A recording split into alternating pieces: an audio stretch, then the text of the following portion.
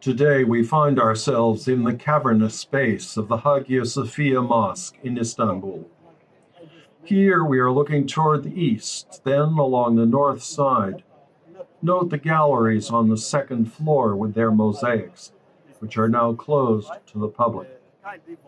Then we arrive at the east end with its main entrance, columns and windows high up on the wall. This building has not always been a mosque. It was commissioned as a church by the Emperor Justinian in 523 AD and was consecrated only 15 years later.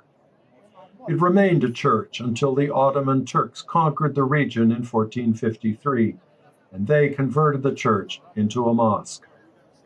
It remained a mosque until 1935, when Kemal Atatürk, the founder of modern Turkey, declared it a museum. The Erdogan government made it a mosque again in 2020. You may be able to see the partially covered icons of Jesus high in the east end. This building was the largest worship space in the world until the construction of St. Peter's Basilica in Rome in the 1630s. The St. Peter's Dome is 137 feet in diameter, compared with the Hagia Sophia's 103 feet. The St. Peter's ceiling is 150 feet above the floor, compared with the Hagia Sophia's 180 feet. Notre Dame's is 115 feet above the floor, and Westminster Abbey and National Cathedral both clock in at 102 feet. So what does this building invite us to? First of all, this building and its history invite us into a new and deeper appreciation of age and time, in particular of antiquity. In this country, we think of a house built in the 1700s as somehow very old.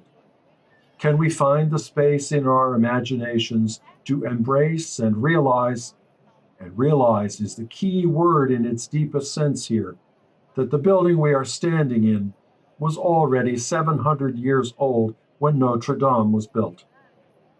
Or that when this building was built, the city of Constantinople was already 200 years old. Or that when Constantinople took on that name, the city, hitherto known as Byzantium, was already 500 years old. Such reflections force us to expand our imaginations, to embrace such antiquity.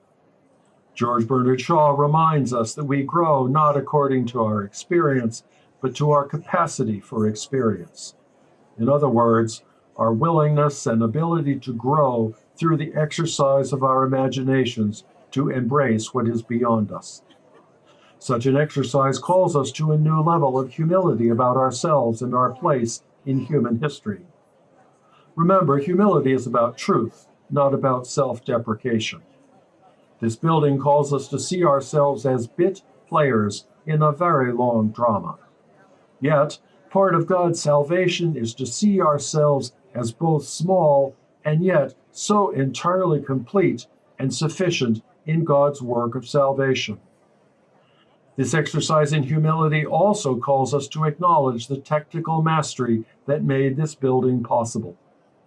The builders had so little of the technical knowledge we possess, and yet they had vision and desire.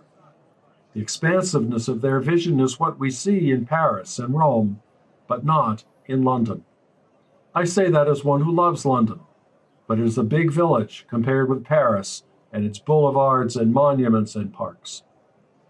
Yet, despite our technical skills, which are very great, do we have the vision for what building a city, a nation, a people requires of us?